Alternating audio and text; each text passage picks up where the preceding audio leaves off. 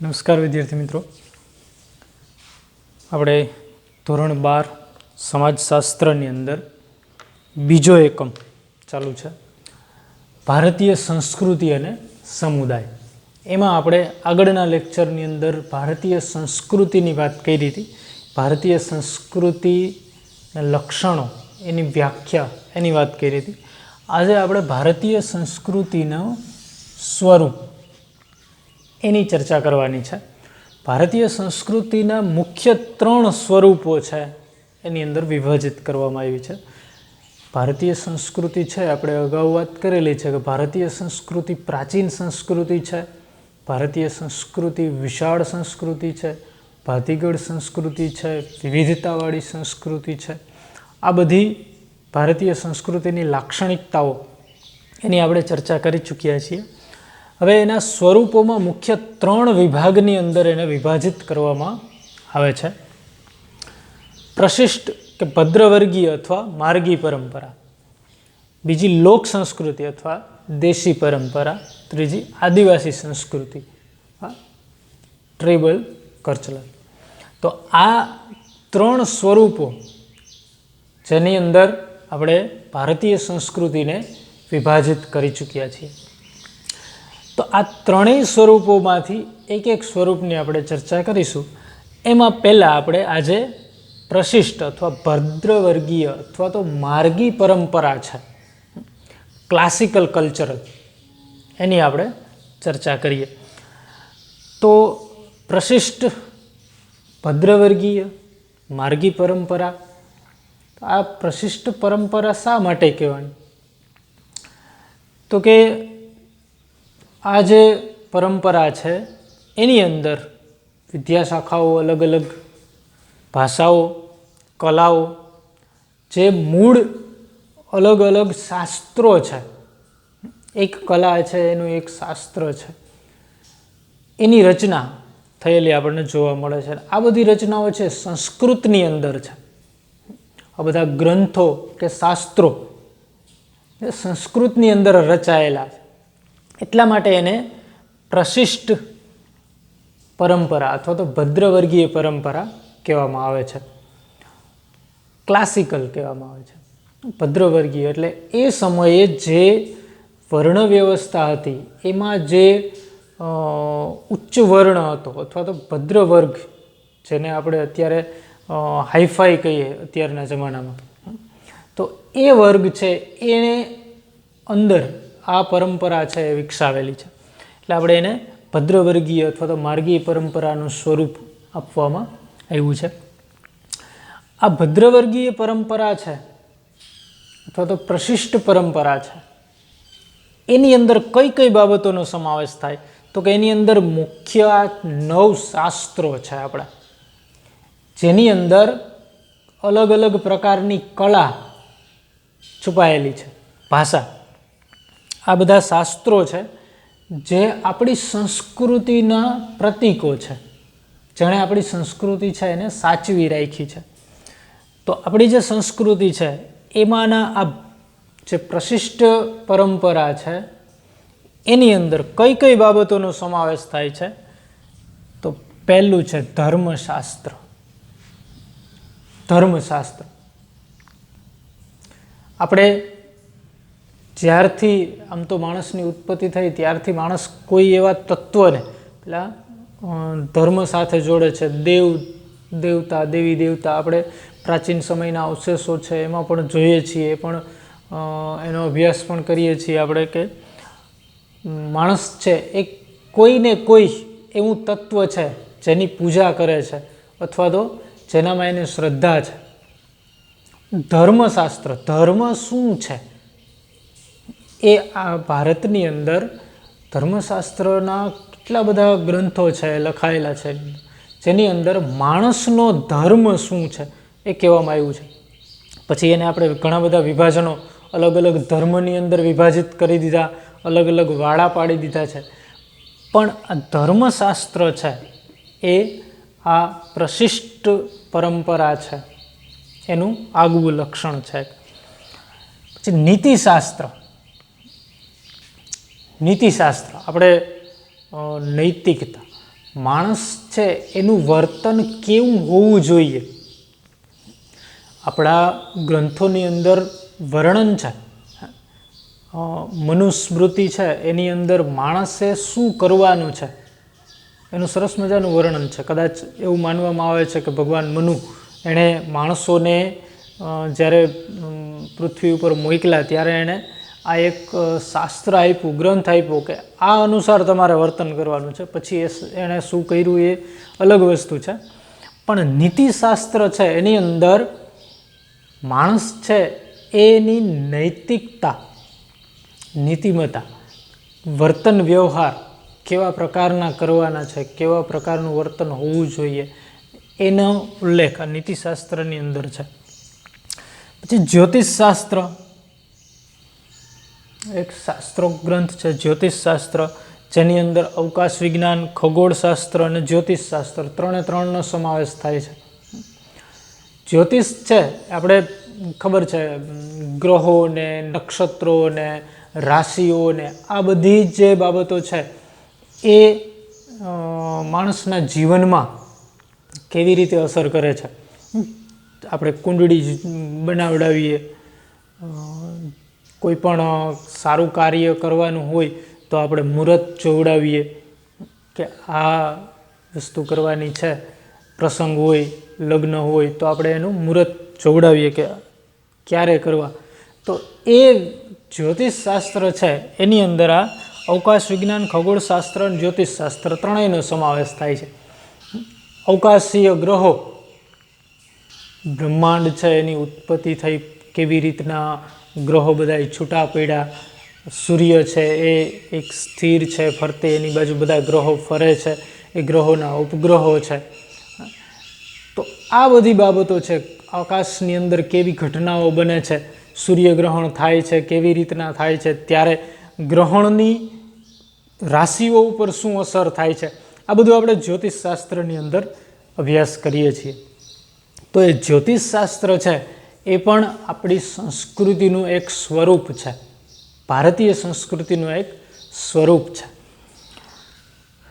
પછી જ્યોતિષશાસ્ત્ર છે એ ઘણી બધી એવી બાબતો હોય છે કે જેમાં આપણે સામાન્ય રીતે હવે ઓછું થઈ ગયું. પહેલાં એવી પરંપરા હતી કે બાળકનો જન્મ થાય એટલે એના જ્યોતિષ પાસે એના જોશ જોવડાવવામાં આવે કે આ બાળક શું કરશે, કેવો થશે, મોટો થઈને શું કરશે. ઘણા બધા એવા ઉદાહરણો આપણી સમક્ષ છે. આપણા તમે વિષ્ણુગુપ્ત, એને તમે ઓળખતા હશો, નામ સાંભળ્યું હશે. નાના હતા ત્યારે જ્યારે એમનો જન્મ થયો ને ત્યારે એમના મોઢામાં 2 દાંત હતા. એમનો જન્મ થયો ત્યારે જ એના મુખમાં 2 દાંત હતા. એટલે સામાન્ય રીતે એવું એ સમયે માનવામાં આવતું કે જે બાળક જન્મે અને જન્મતાની સાથે એના મોઢાની અંદર દાંત હોય તો એ બાળક છે એ કુટુંબ માટે અપશુકનિયાળ અથવા તો એ કુટુંબ છે એને ડૂબાડે, એના ઉપર ભારરૂપ, બોજારૂપ હોય, આવી માન્યતા હતી. એટલે એના માતા છે એ વારંવાર એ ચિંતા એને સતાવતી કે આ બાળક છે, મારું બાળક છે, એ મોટું થઈને શું કરશે, શું થશે. ધીમે ધીમે બાળક મોટું થાય છે, સમજવું થાય છે, રમતો હોય છે બાળક, ત્યારે એની માતા છે એ ચિંતાતુર હોય છે કે હવે આ શું કરશે. એક વખત એ વિચારમાં માતા રોતી હોય છે ત્યારે એ બાળક છે એ જોઈ જાય છે, પૂછે છે કારણ. એટલે એની માતા કે કાંઈ નહીં, હાલશે. પણ એ જીદ કરે છે કે નહીં, તું તારી ચિંતાનું કારણ મને કહે. એટલે એની માતા કહે છે કે જ્યારે તારો જન્મ થયો ત્યારે તારા મોઢામાં આગળના 2 દાંત હતા. અને જ્યોતિષીઓ એવું કહે છે કે જેના મોઢામાં 2 દાંત આગળના હોય છે, બાળક જન્મે છે ત્યારે જે દાંત લઈને જન્મે છે એ બાળક કુટુંબ માટે અપશુકનિયાળ હોય છે, બોજારૂપ હોય છે. એટલે બસ બાળક કે બસ આટલી જ ચિંતા તને, મારા 2 દાંતની જ ચિંતા હતી. દોડતો ગયો, પથ્થર લઈ અને એના દાંત પાડી નાખ્યા. દોડીને ગયો, પથ્થર લઈ અને 2 દાંત આગળના છે ને માર્યા, પાડી નાખ્યા. અને પછી એની માતાને કીધું, લે હવે તો તારે ચિંતા નથી ને, દાંત તો પડી ગયા મારા.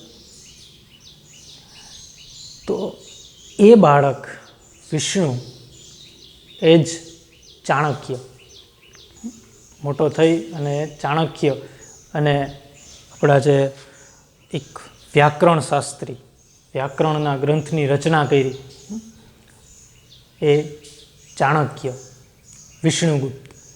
તો આ એ પરંપરા હતી એ સમયે જ્યોતિષની. અત્યારે પણ આપણે કુંડળીઓ જોવડાવીએ છીએ, કુંડળીઓ બેસાડીએ છીએ, મેળ ખાય ના ખાય પણ એ ખગોળશાસ્ત્ર, અવકાશ વિજ્ઞાન અને જ્યોતિષશાસ્ત્ર એકબીજા સાથે સંકળાયેલા છે. દર્શનશાસ્ત્ર, ફિલોસોફી,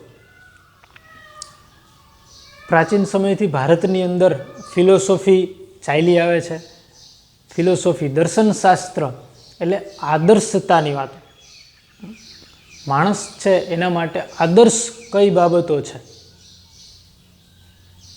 માણસ છે એને કઈ બાબત છે યોગ્ય, માણસના સ્વભાવને, માણસના કલ્ચરને યોગ્ય છે, એ દર્શનશાસ્ત્ર, ફિલોસોફી. જુદા જુદા ફિલસૂફીઓએ પોતપોતાની ફિલોસોફી કીધી છે. એના ઘણા બધા ફિલોસોફરો છે, એના આધારે એના પંથ પણ છે,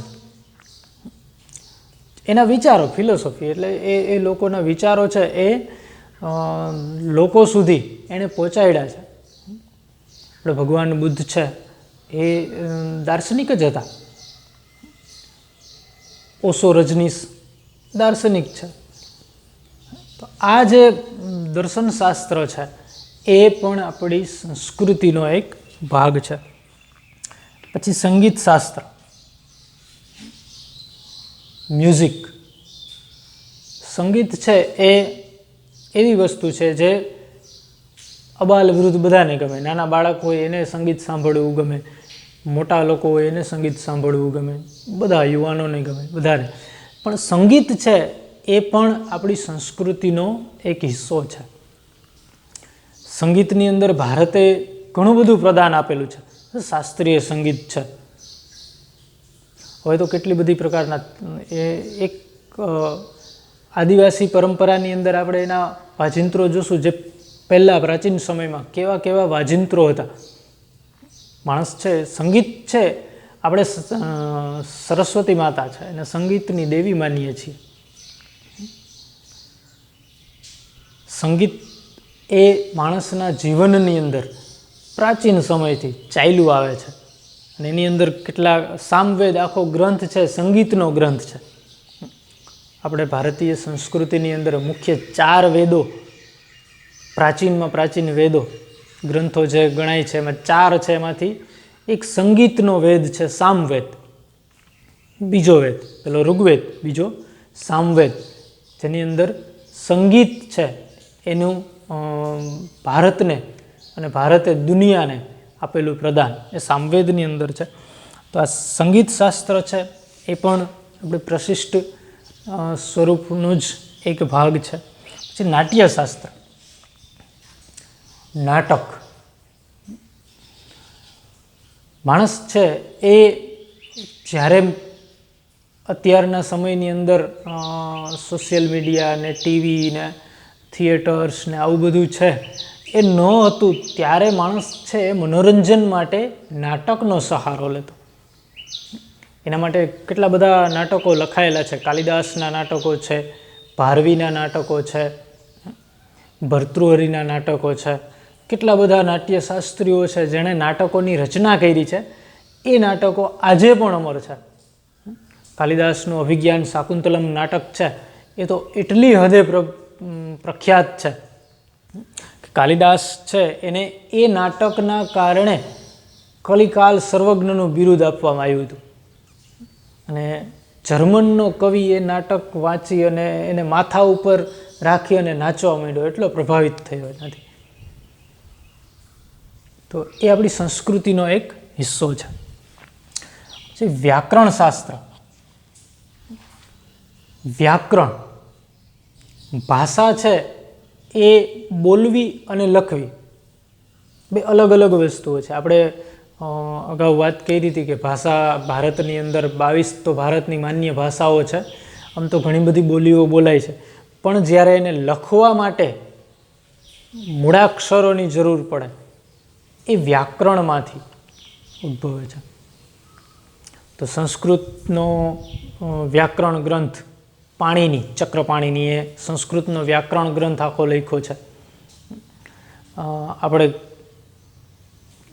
ભગવતસિંહજી,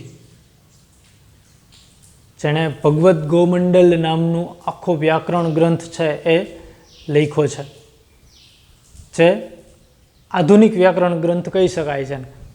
અત્યારે ગૂગલ ઉપર પણ એ મળે છે. વિષ્ણુગુપ્ત એટલે કે ચાણક્ય, એણે પણ વ્યાકરણ ગ્રંથની, અર્થશાસ્ત્રની રચના કરી હતી. આ બધા જે શાસ્ત્રો છે એ ભારતીય સંસ્કૃતિને ઉજાગર કરનારા શાસ્ત્રો છે, જે પ્રશિષ્ટ પરંપરાની અંદર આવે છે. પછી આયુર્વેદ, ઔષધીય વિજ્ઞાન.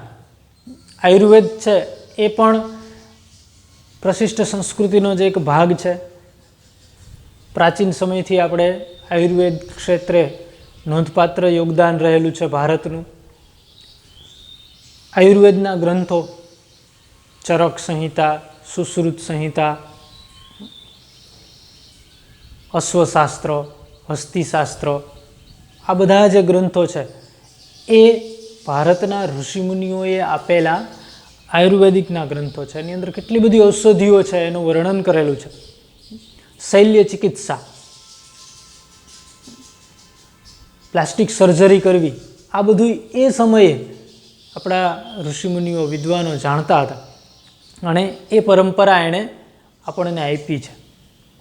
તો એ સંસ્કૃતિ આપણને વારસામાં મળી છે. આયુર્વેદિક શાસ્ત્ર છે એ પણ પ્રશિષ્ટ સંસ્કૃતિનો એક ભાગ છે. વાસ્તુ અને શિલ્પ, વાસ્તુકલા. આપણે કોઈ પણ મકાન બનાવીએ છીએ તો એના વાસ્તુશાસ્ત્ર પ્રમાણે બનાવીએ છીએ. વાસ્તુ છે, વાસ્તુ એક પુરુષનું રૂપ છે. વાસ્તુ છે એ એક પુરુષનું રૂપ છે, જે એવી રીતના એનું આખું પગ છે બંને એના જોડેલા છે, હાથ જોડેલા છે અને એ સૂતો છે. પૂર્વ તરફ મુખ છે એનું.